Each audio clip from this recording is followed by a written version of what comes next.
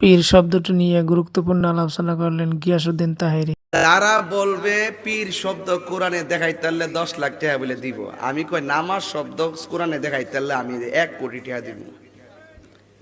এখন আপনিও কইবেন দিব, আমিও কমু দিব, সমাধান তো দরকার আছে। যেই শব্দটা ফার্সিতে নামাজ, এই শব্দটা কোরআনের ভাষায় সলাত।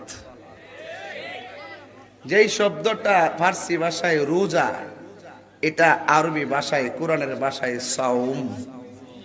যেটা ফার্সি ভাষায় পীর, এটা কোরআনের ভাষায় মুর্শিদ।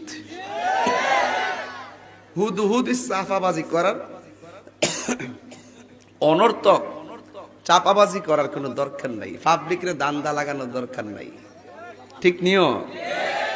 তো এই জন্য আমাদের ভারত উপমহাদেশ তো পাকিস্তান, ভারতের উর্দু এবং হিন্দি ভাষায় রসম চালু ছিল, ঠিক কিনা? এই জন্য আর উর্দুতে এবং হিন্দিতে অনেক শব্দ আমাদের উর্দু শব্দে প্রচলিত আছে এই বাংলাদেশে। যেমন আমরা বলি পানি, কি বলি? আমি যদি কই পানি কইতে পাইলেন, আসলে পানিটা ওই যে ভারতের ভাষা, উর্দু ভাষা। মূলত বাংলা হইল জল। বাংলায় কি? জল। তো সবকিছু মিলিয়ে মুর্শিদের কথা কোরআনে আছে না নাই?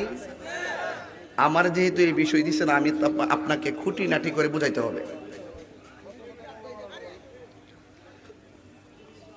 মুর্শিদের কথা কোরআনে আছে। মুর্শিদ শব্দের অর্থ হলো পথ প্রদর্শক। মুর্শিদ অর্থ কি? আচ্ছা, এখন মুর্শিদের আরেকটা অর্থ হলো উস্তাদ। কি? গুরু। গুরু বাংলা যেটাকে বলে শিষ্য, ফার্সি ভাষায় সেটা হলো মুরিদ। ফার্সি ভাষায় যেটা পীর, আরবি ভাষায় সেটা মুর্শিদ। তাহলে পীর, মুরিদি, গুরু, শিষ্য, এই শব্দগুলা ফেলে দেওয়ার কোনো শব্দ না। যেখানে যেটা যেভাবে চলে, কথা বোঝাতে পেরেছি? তাহলে আমরা কেন মুর্শিদের কাছে যাই?